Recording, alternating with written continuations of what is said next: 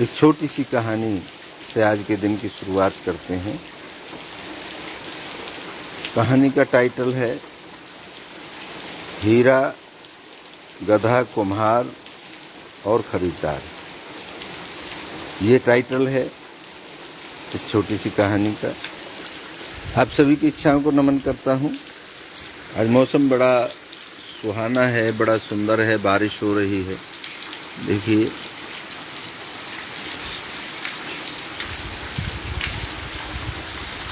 एक जैसा मौसम कभी किसी दिन नहीं होता।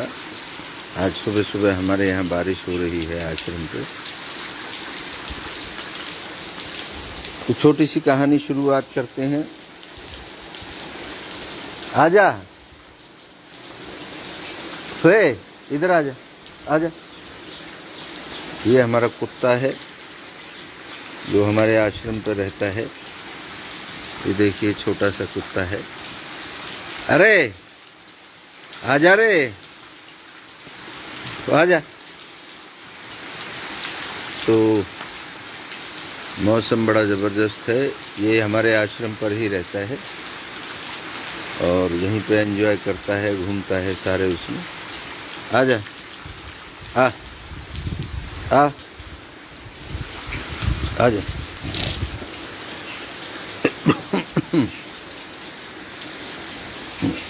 तो छोटी सी कहानी की शुरुआत करते हैं।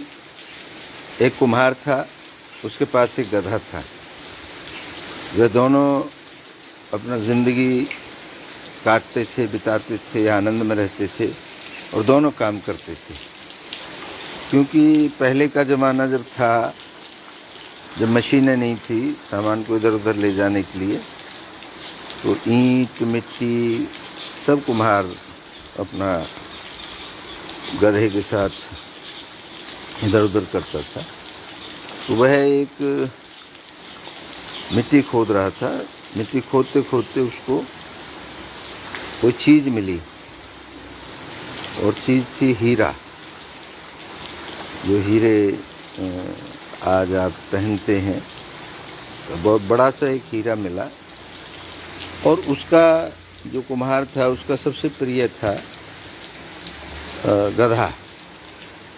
तो होता है ना कि कोई आपको सबसे प्रिय चीज़ होती है। तो पहले क्या है कि लोग बैलों को भी सजाते थे, क्योंकि बैलों से वो खेती करते थे। जो हाथी रखते थे वो हाथियों को सजाते थे, जो ऊँट रखते थे वो ऊँटों को सजाते थे, जो घोड़े रखते थे वो घोड़ों को सजाते थे, उनका श्रृंगार करते थे, उनको तरह तरह की चीज़ें पहनाते थे।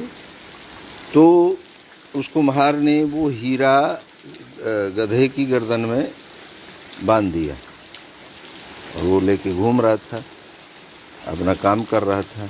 बाजार से आता था, जाता था, मिट्टी लेके जाता था। तो उस कुम्हार को अपना आनंद के साथ हीरा गले में बंधा हुआ था।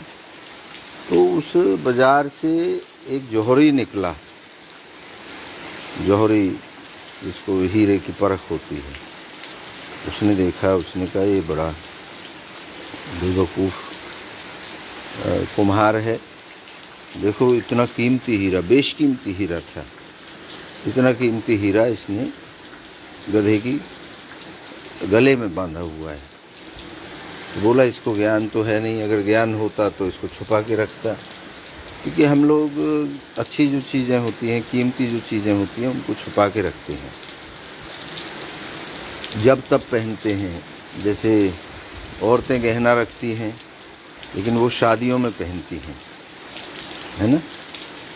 तो इसलिए वो हीरा जो गधे की गर्दन में बांधा हुआ था, तो पहले तो उस जौहरी ने सोचा कि गिर जाए इसकी गर्दन से छूट के, तो इसका ध्यान तो ज़्यादा है नहीं, इसका ध्यान तो मिट्टी पर है, क्योंकि उसकी तो मिट्टी रोजी रोटी थी। हीरा तो था नहीं, हीरा तो तुक्के से मिला था। तो खैर,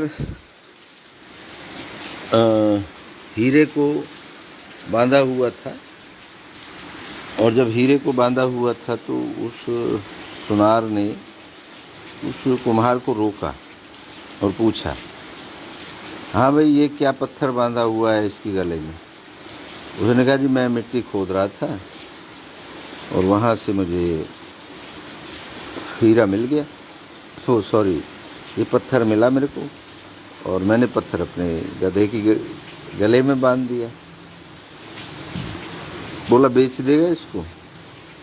उसने कहा हाँ बेच दो, ले लो। मैं क्या करूँगा इसका? तो बोला ठीक है, तो बताओ क्या पैसे लोगे? उसने कहा आप क्या दोगे? उसने कहा मैं 8 आने दूंगा, मतलब 50 पैसे। पुराने ज़माने की बात है, जब 8 आने बहुत रुपए होते थे। पूरा दिन गधा और कुम्हार काम करते तो 8 आने मिलते। तो ऐसे ही बोल दिया कुम्हार ने, 1 रुपया दे देना। उसने कहा नहीं 8 आने से 1 पैसा फालतू नहीं दूंगा। उसने कहा मुझे नहीं बेचना, मेरे तो गधा को बंधा रहेगा। अब वह छुप गया और देखने लगा छुप करके कि थोड़ी बहुत देर में ये दे देगा।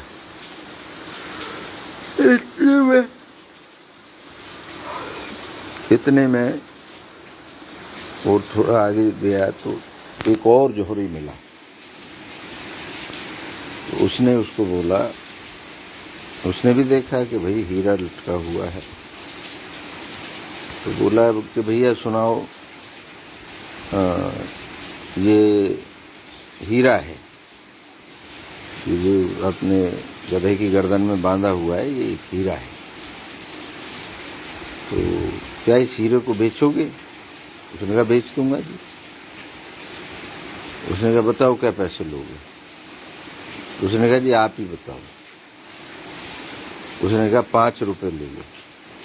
उसने कहा लाओ 5 रुपये, और हीरा खोल के दे दिया। वह आदमी दूर खड़ा देख रहा था, अब उसको बड़ा ही दर्द हो रहा था। और कुम्हार अपनी मिट्टी डाल के वापस गया। वो आदमी फिर रास्ते में मिल गया। उसने कहा बड़ा पागल आदमी है तू, तो बिल्कुल निरा बेवकूफ़ है। उसने कहा कैसे? कि वो बेशकीमती हीरा था जो तूने केवल 5 रुपये में बेच दिया। कुम्हार मुस्कुराने लग गया कि मैं तो कभी बेवकूफ़ नहीं हूँ, मैं तुझे 1 रुपये में दे रहा था, क्योंकि मुझे तो ज्ञान ही नहीं है कि उसकी कीमत क्या है। मेरे लिए तो एक पत्थर था, तो मुझे तो मिला था। बेवकूफ़ तो आप हुए। उसने कहा मैं क्यों हुआ? इसलिए हुए कि आपको तो पता था कि ये एक हीरा है, और आपने बेशकीमती हीरे को, मैंने तो 1 ही रुपया मांगा था आपसे, आपने 1 रुपया नहीं दिया। और वो समझदार व्यक्ति था जिसने मुझे अपने आप ही 5 रुपये दे दिए। तो बेवकूफ़ मैं नहीं हुआ, बेवकूफ़ आप हुए। ऐसे ही हमारी ज़िंदगी के अंदर क्या होता है कि जिन चीज़ों की हमें पता नहीं होती, इन चीज़ों का आगे चल के मतलब क्या होगा, इसका फ़ायदा क्या होगा, इसका नुकसान क्या होगा, उनको हम करे जाते हैं, आप करे जाते हैं। लेकिन जिनको पता होता है और वो भी अगर बेवकूफ़ी कर दें, वो भी उनका दूसरे वे में ले जाएं कि वो भी उस पर इंतज़ार करें, क्योंकि ऐसा बताते हैं, हमारे शास्त्रों में भी ज्ञान लिखा हुआ है और हमारे बड़े बूढ़े भी बताते थे कि मौके को कभी छोड़ना नहीं चाहिए, क्योंकि मौके बार बार नहीं मिलते। जैसा उस कुम्हार के साथ हुआ, वो जौहरी के साथ हुआ, उसने मौका छोड़ दिया। किस्मत, भाग्य के बारे में लोगों ने लिखा है, मुझे तो नहीं पता, मैं तो नहीं मानता। मैं तो केवल और केवल कर्म को मानता हूँ, मेहनत को मानता हूँ। लेकिन वो लोग भी लिखते हैं कि किस्मत बार बार आपका फ़ायदा नहीं करती, भाग्य बार बार नहीं आता आपके दरवाजे। एक बार आता है, आप उसका फ़ायदा उठाएं या उस मौके को गंवा दें, यह आप पर डिपेंड करता है। फिर आप पछताते हैं अपने आप को कोसते हैं, दूसरे पर इल्ज़ाम लगाते हैं, उसी प्रकार से हमारी इच्छाएं हैं। इच्छाएं बार बार नहीं उठती, इच्छा उठती है तो उस पर हमें काम करना चाहिए। लेकिन हम बाहरी आडंबरों की वजह से, बाहरी चीज़ों की वजह से हमने बहुत लोगों के साथ बात करने की कोशिश की, बात कर रहे हैं, आपको दिखा भी रहे हैं। लोग अनुभव जिसे खुद कर रहे हैं उसको भी कहीं ना कहीं अपनी आस्था से जोड़ देते हैं। कल हमने किसान की बात रखी थी, किसान से बात करी थी। वो हर श्रेय परमपिता परमात्मा को, भगवान को देता है। मेहनत खुद करी, खुद जीवन को आगे बढ़ाया मेहनत करके। उनके बच्चों ने मेहनत करी, आज उनका इतना बड़ा एम्पायर खड़ा है। लेकिन उन्होंने बार बार एक बात कही कि सब भगवान की कृपा से हो रहा है। तो ये वो लोग होते हैं जो स्ट्रांगली भगवान से प्रेम करते हैं, भगवान को श्रेय देते हैं। आप भी किसी को भी श्रेय दे सकते हो, किसी पड़ोसी को दे सकते हो, किसी मित्र को दे सकते हो कि मैं तो यार उसकी वजह से बढ़ा हूँ, उसने मेरे जीवन में बहुत हेल्प करी। तो जब आपका कोई साथी नहीं होता तो आप एक मान लेते हैं कि भगवान हमारी हेल्प कर रहा है। करना आपको ही पड़ेगा अल्टीमेटली, क्योंकि इच्छा आपकी है, पूर्ण आपको करनी है। ज़िंदगी के बड़े अच्छे अनुभव हैं सब लोगों के। हर व्यक्ति अपनी ज़िंदगी में एक हीरो है। अच्छा बुरा मेरे हिसाब से इस दुनिया में कुछ नहीं होता। हमें लगता है कि ये हमारे लिए बुरा है। कोई आदमी हमें लूटना चाहता है तो हम समझते हैं कि ये बुरा आदमी है, लेकिन उसका कर्म है। मुझे उसकी कहानी याद आ गई कबीर की। कबीर के यहाँ, कबीर से सब प्रभावित थे। कबीर के पास सब लोग आते थे, सब कहते थे कि कबीर बहुत ज्ञानी है, बहुत बढ़िया है, बहुत अच्छा है। तो कबीर एक जुलाहा था जो कपड़े बुनता था। कपड़े बुनने के बाद कितना मिलता है, लेकिन उसके यहाँ अगर 10 लोग हैं, 20 लोग हैं तो सबको खाना खिलाता था। अरे भैया खाना खा के जाना, खाना खा के जाना। उनकी पत्नी बहुत अच्छी थी, तो वो खाना बनाती थी। वो कभी कबीर को ये नहीं कहती थी कि कमाते कम हो और खर्चे ज़्यादा कर रखे हैं वगैरह वगैरह, कभी नहीं कहती थी। उससे जैसा बन पाता था, जहाँ से भी उधार लेके करके खिलाती थी। एक दिन ऐसा हुआ, 20, 30, 40 आदमी बैठे थे।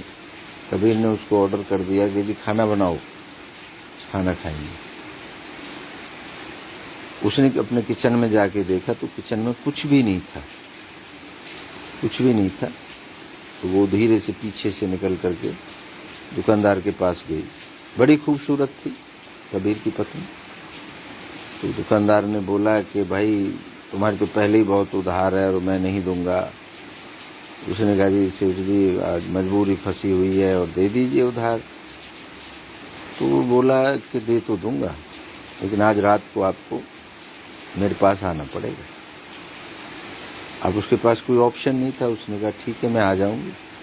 कितने बजे आऊँ? उसने बता दिया कि 8 बजे आ जाना। अब उस व्यक्ति ने सामान दे दिया, बड़ा तैयारी में लग गया कि भैया आज रात को आएगी। कोई चीज़ आपको ऐसे लगता है, कोई औरत सुंदर लगती है और वो आपसे हाँ कर ले। बहुत दिन से ट्राई कर रहा था वो, किसी ना किसी तरह फंसे। तो आप बड़े एक्साइट हो जाते हैं कि आज तो ये चीज़ आ जाएगी, या ये औरत आ जाएगी, या ये इतना पैसा आ जाएगा, या एक काम धंधा हो जाएगा। तो सेठ जी बड़ा एक्साइट हो गया कि आज रात को आ जाएगी, क्योंकि ये लोग जुबान के पक्के हैं। औरत गई, जाके खाना वाना बनाया, लोगों को खिला दिया। सांझ हुई, रात होने लगी, तो उसने कहा खाना वाना खा लो आप, फिर मुझे जाना है। कबीर ने कहा कहाँ जाना है? बोला ऐसे ऐसे सेठ जी ने ऐसे ऐसे कहा था और मैं सामान लाई थी। कबीर ने बोला ठीक है, तुम तैयार हो जाओ, चले जाना। अब कोई आदमी वो पहले ही पता लग जाए, आपको पहले ही पता चल जाए कि आपकी पत्नी के साथ कोई ऐसा करेगा और आपकी पत्नी वहाँ जाएगी, तो आपके अंदर क्या बीतेगी। लेकिन कबीर तो नॉर्मल था, वो तैयार हो गई, नहा धो के अपना कपड़े वपड़े पहन के, तो बारिश होने लग गई। बारिश हुई तो कबीर ने कहा तू तो भीग जाएगी वहाँ तक जाने में, तो तुझे जाना है। तो कबीर छतरी लेकर के उस अपनी घरवाली के साथ वहाँ पहुँच गया। उसने दरवाज़ा खटखटाया, कबीर वो अंदर चली गई, कबीर बाहर रह गया। बोला तुम अपना काम करके, जो भी काम है तुम्हारा, वापस आ जाना और मैं यहीं बैठा हूँ और मैं तुझे ले चलूँगा, भीगेगी नहीं। जब वह औरत अंदर गई तो लाला जी को ने देखा कि बाहर तो बारिश हो रही है और ये सूखी है। तो पूछा कि तुम कैसे भीगी, कैसे नहीं, बाहर तो बारिश है। उसने कहा कबीर जी आए हैं छतरी लेके मुझे साथ लेकर के। अब आपको ये पता चल जाए कि उस औरत का पति बाहर बैठा है और औरत आपके पास है, तो आपका रिएक्शन क्या होगा, सोच करके देखिए। तो उसने कहा यार ये तो कबीर तो बोला तेरे से मना नहीं किया जब उसको पता लगा। उसने कहा नहीं, बारिश हो रही थी तो उसने कहा चलो मैं छोड़ देता हूँ। अब कहाँ है कबीर? उसने कहा बाहर बैठे हैं, तो इंतज़ार करेंगे मेरा, और जब आप मुझे विदा कर देंगे यहाँ से तो वो मुझे लेके जाएंगे। तो वो लाला जी की आंखों में आंसू आ गए कि ये कितने अच्छे लोग हैं, कितने देवता लोग हैं, और मैं इनके साथ में ऐसा घृणित काम करूं। वो सीधा गया और कबीर के पैरों में पड़ गया। कबीर ने कहा ये क्या कर रहे हो? उसने कहा मेरे से बहुत बड़ी भूल हो गई, बहुत बड़ी गलती हो गई, आप तो महान व्यक्ति हैं। उसने कहा मैं काहे का महान हूँ भैया? बोला आप अपनी पत्नी को आपको पता होते हुए भी मेरे पास लेके आए। उसने कहा हाँ भाई, तूने ही तो डिमांड करी थी, तूने ही तो सामान के बदले मेरी पत्नी को बुलाया है, तो मैं उसको लेके आया हूँ। तो वो व्यक्ति कबीर के पैरों में गिर गया, माफ़ी मांगी और कबीर को गुरु बना लिया। और फिर कभी उसने किसी सामान की मना नहीं की। कहने का मेरा मतलब ये है कि वो उधार लेते थे, जो पैसा आ जाता था दे देते। उधार के बदले भी लोग इज्जत का सौदा कर लेते हैं, और ये आज से नहीं होता रहा है। लोग कहते हैं जी आज का समय बड़ा ख़राब है। मैं तो ये कहता हूँ हर समय अच्छा था और ख़राब था। हर समय में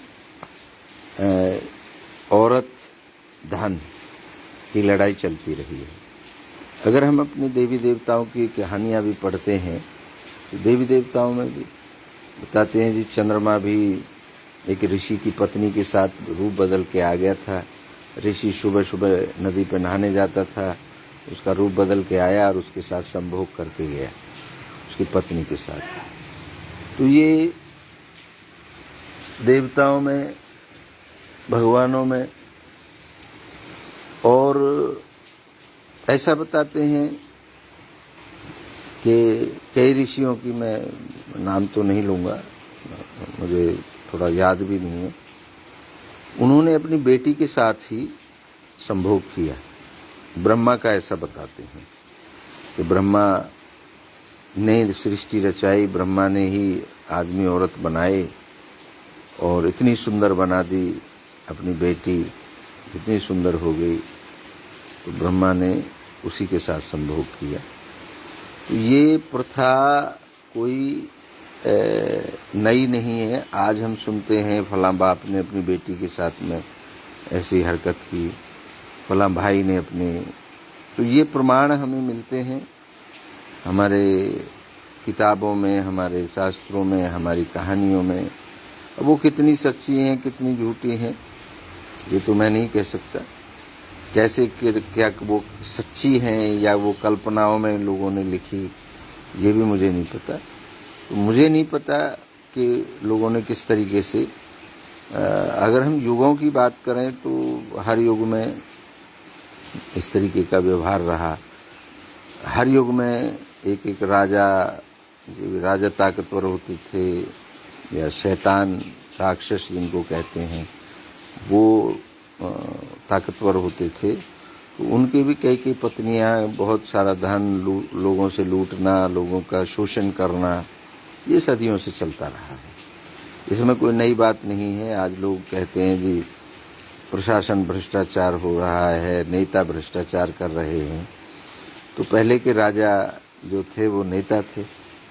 आज अगर एक नेता 2 पत्नियां रखता है, 4 पत्नियां रखता है, या रखेल रखता है, या वो पहले के टाइम में वेश्यालाएँ होती थी नगर के अंदर, और जो सबसे खूबसूरत औरत होती थी वो वेश्यालाओं में रहती थी। आज अगर इस तरीके की चीज़ें चल रही हैं तो आज उसको कानूनी अपराध माना जाता है। पहले राजा महाराजा तवाइफों के गाने सुनने आते थे और महफिलें सजती थी। आज अगर ये डांस बार और ये दूसरी चीज़ें जो चलती हैं, इनको लोग गलत संज्ञा देते हैं। आज वो भी हर आदमी राजा बन गया है, हर आदमी के पास पैसा है, हर आदमी अपने मन की कर सकता है, अपनी इच्छाओं की कर सकता है। पहले बंदिशें थी, सेठ, बड़े बड़े सेठ, राजा महाराजा यही उनका उपयोग कर सकते थे क्योंकि धन लगता था। आज भी वही चीज़ है।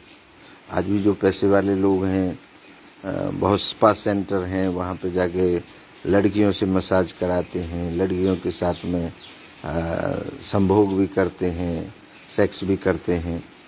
तो वेश्यालाओं में जाते हैं, जो आजकल तो वेश्यालाओं के स्वरूप बदल गए, होटल्स में लेके जाते हैं। और आदमियों की भी आजकल वेश्यालाएँ बन गई हैं। आदमी भी अवेलेबल होते हैं। जो औरतें अपने पतियों से सेटिस्फाई नहीं हो पाती हैं, उनको ऐसा बताते हैं दिल्ली में, मैंने तो नहीं देखा है। तो वो सारी चीज़ें होती हैं। और आजकल तो उससे भी ज़्यादा चीज़ें हो गई हैं, उससे भी ज़्यादा। क्या हो गया है कि अभी तो आपके जो बच्चा पैदा करने का सिस्टम है वो भी बदल गया है टेक्नोलॉजी के हिसाब से। किसी को बच्चा नहीं होता है तो उनको जैसे पशुओं को बाहर से बीज रखा जाता है, वैसे ही आदमियों की भी अवेलेबिलिटी है, औरतों को भी रखा जाता है और बच्चे पैदा होते हैं। तो ये साइंस तरक्की कर रहा है और बहुत लोग हैं जो अस्पताल बन चुके हैं ऐसे कि जहाँ पर जिन औरतों को बच्चे नहीं होते हैं या उनके पति के अंदर कोई कमी होती है तो वो दूसरे व्यक्ति के शुक्राणु इनबिल्ट कर देते हैं उनके अंदर और वो बच्चा पैदा हो जाता है। पहले के जो राजा महाराजा थे उनको औलादें नहीं होती थी।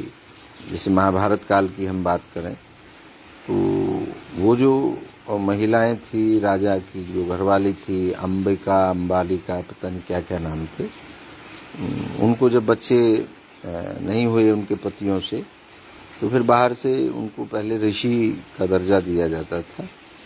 तो वेद व्यास जी, आई थिंक वेद व्यास कहते हैं, वो आए, उनकी माता जी ने बुलाया क्योंकि वो उन पे कुंवारी पे हो गए थे वेद व्यास जी। तो ये हर किसी की क्या है। और उन्होंने फिर उनको, उनके साथ जो विदुर था, जो धृतराष्ट्र था, और कौन था, पांडु था आई थिंक, हाँ पांडु, इन तीनों औरतों को वेद व्यास जी ने बच्चे पैदा करे। अब वो दिखाते ऐसे हैं जैसे नज़रों से आशीर्वाद दिया वगैरह वगैरह, लेकिन मैं नहीं मानता इस बात को। जब तक आप संभोग नहीं करेंगे, जब तक आप उसके अंदर बीज नहीं डालेंगे, तब तक वो पैदा नहीं होगा। जब बीज नहीं डलेगा तो फसल पैदा नहीं होगी। हम लोग बस विश्वास करे जाते हैं, लेकिन अगर हम अनुभव करके देखें, अपने जीवन को कनेक्ट करके देखें, तो रियलिटी कुछ और ही है। ऐसा थोड़ी है कि उस समय पे आदमी पैदा होने की जो प्रक्रिया थी वो अलग थी। हमेशा से आदमी ऐसे पैदा होता रहा है, पशु पक्षी ऐसे ही पैदा होते रहे हैं। कोई चमत्कार नहीं थे कभी भी किसी भी युग में। अगर वो कहानियाँ सच्ची हैं तो फिर ये होता, और अगर वो झूठी हैं तो फिर तो भैया झूठी होंगी। लेकिन इस तरीके की कल्पना भी अगर किसी ने करी कि पति मर जाए और उससे बच्चा ना हो, वो औरतें रहें तो उनको बच्चा पैदा किया जाए, देश का वारिस पैदा किया जाए, क्योंकि हस्तिनापुर राज्य बहुत ताकतवर बताते थे, अच्छी सेनाएं थी, अच्छे इनकम सोर्स थे, तो उनको वारिस चाहिए था। और आजकल वारिस के लिए लोग हॉस्पिटल्स में जाते हैं। आजकल अननोन लोगों से के जो बीज होते हैं वो रखवाए जाते हैं, कुछ नॉन के साथ भी किया जाता है। मतलब अपराध और बुराई ये मैं नहीं समझता कुछ होती है, क्योंकि हर समय हर युग में राजा महाराजा छल करते रहे। आज अगर कोई एमएलए एमपी बनता है और वो किसी को चालाकी से जीत जाता है तो इसमें बुराई क्या है? उसका अधिकार है, वो जीत सकता है, उसके अंदर दिमाग है। आप बचिए चालाकी से, आपके अंदर भी तो अकल है। अब फिर रोना रोते हैं जी ऐसा हो गया, वैसा हो गया, फलाना हो गया, ढिमका हो गया।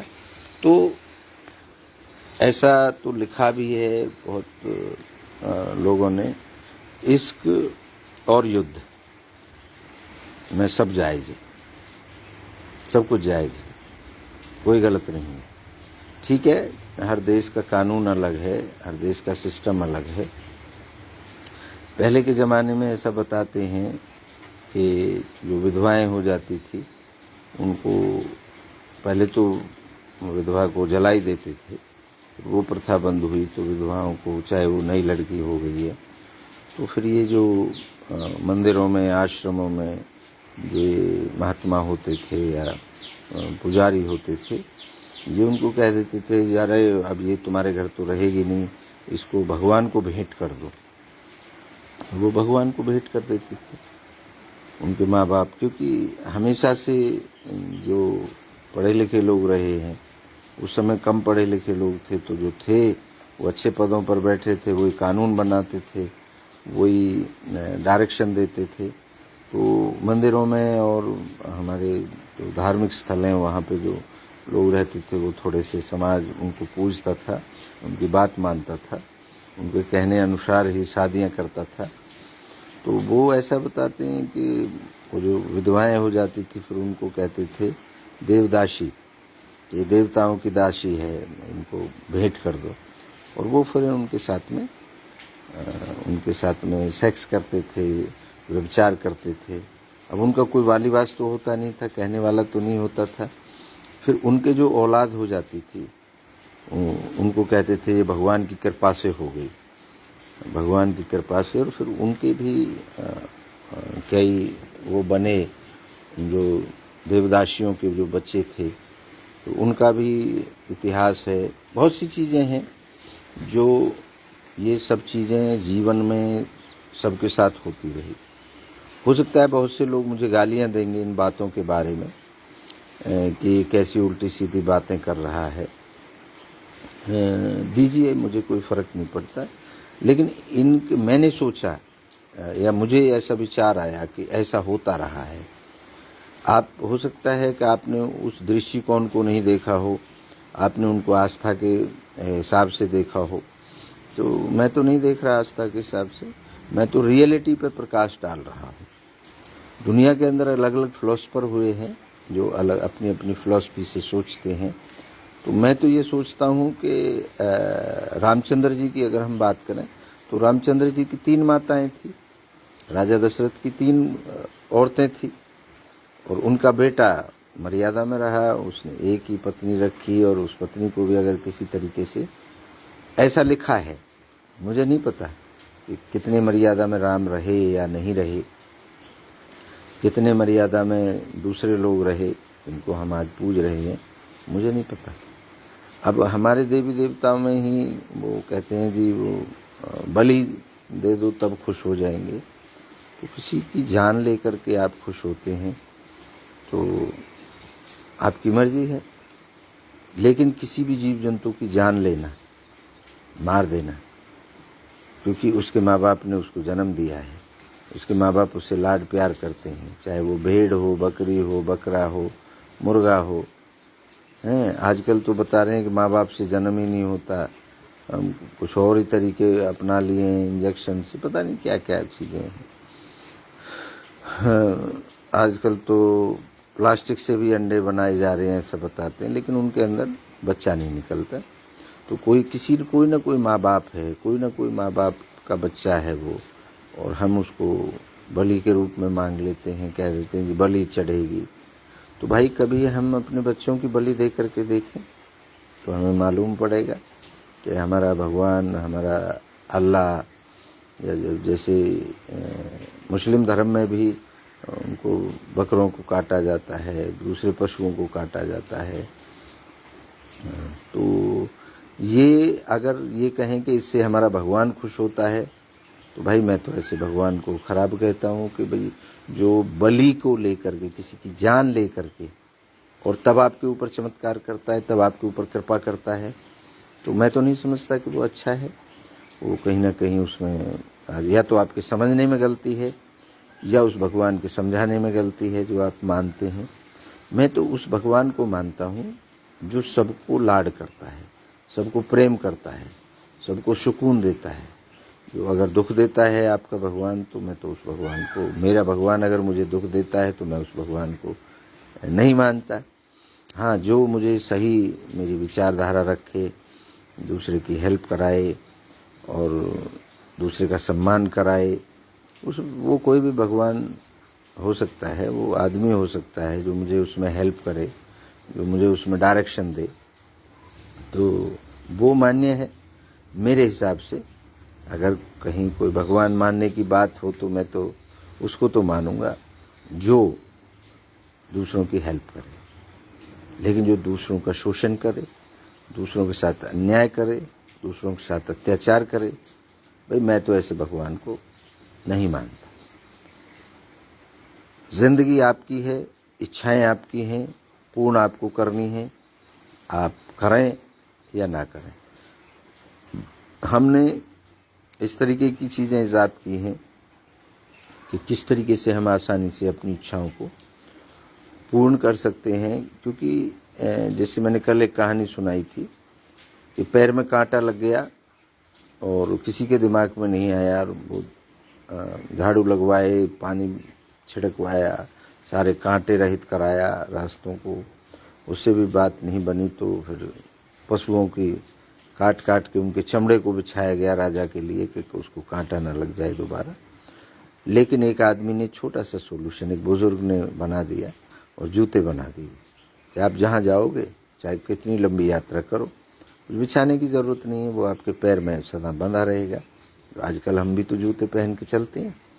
तो वो किसी एक साधारण व्यक्ति की खोज थी और छोटा सा समाधान था इतनी बड़ी समस्या का, जहाँ हजारों लाखों पशुओं को काटा जा रहा था, वहाँ पर छोटा सा। तो ज़िंदगी में सॉल्यूशन पता नहीं किसके पास हो, किसके पास नहीं हो, ऐसा बताते हैं। हमने तो नहीं देखा। एक जब लाभ और चरस चलते थे, कुएं से सिंचाई होती थी खेतों की, तो वो चरस होती थी वो मतलब मरे हुए पशु का वो बनता था।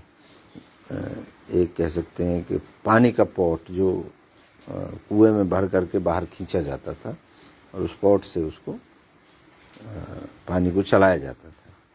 तो वो गिर जाता था बार बार, उसमें एक स्पॉट होती थी, वो निकल जाती थी और वो गिर जाता था, उसमें वो भर जाता था, वो पानी के नीचे डूब जाता था। तो हमारे दादा का नाम बताते हैं कि हमारे दादा उसमें बड़े एक्सपर्ट थे। वो कुएं में कूदते थे, मौसम चाहे कोई भी हो, और उस चरस को नीचे से खींच कर लाते थे और तब उसको बाहर निकालते थे। तो हर व्यक्ति नहीं था चरस को बाहर निकालने में, तो हर व्यक्ति नहीं होता सॉल्यूशन निकालने में, समाधान निकालने में। आप किसी बात का सॉल्यूशन निकाल सकते हैं, मैं निकाल सकता हूँ, कोई और निकाल सकता है। तो हमने इच्छाओं को कैसे पूर्ण किया जाए उसके लिए साधारण से साधारण टेक्निक विद प्रूफ इजाद की है। आप उसका फ़ायदा ले सकते हैं। अगर आपकी कोई ऐसी इच्छा है जो पूर्ण नहीं हो रही, उसी के हम यहाँ पे रिसर्च सेंटर और मशीनें और वो सब कुछ हम तैयार कर रहे हैं। उसी के कॉलेज और यूनिवर्सिटी हम बनाएंगे। उनके बारे में हम हमारे विचार चल रहे हैं, उस पर काम चल रहा है। तो आई होप कि आप भी किसी की मदद करें, और हमसे अगर कोई मदद की आपको लगता है कि हमसे कोई मदद आपको लेनी चाहिए, तो बेहिचक होकर के आप हमें कॉल कर सकते हैं, हमसे मिल सकते हैं, हमें मैसेज कर सकते हैं। चलिए, आज के दिन की शुरुआत हो गई है। बारिश अभी भी हो रही है और आई थिंक आज बारिश होगी काफ़ी ठीक ठाक। तो आपका दिन अच्छा रहे, आपके परिवार अच्छा रहे, आपके बच्चे अच्छे रहें और आपकी हर इच्छा पूर्ण हो। आप सभी की इच्छाओं को एक बार पुनः नमन करता हूँ। आप सबकी जय हो।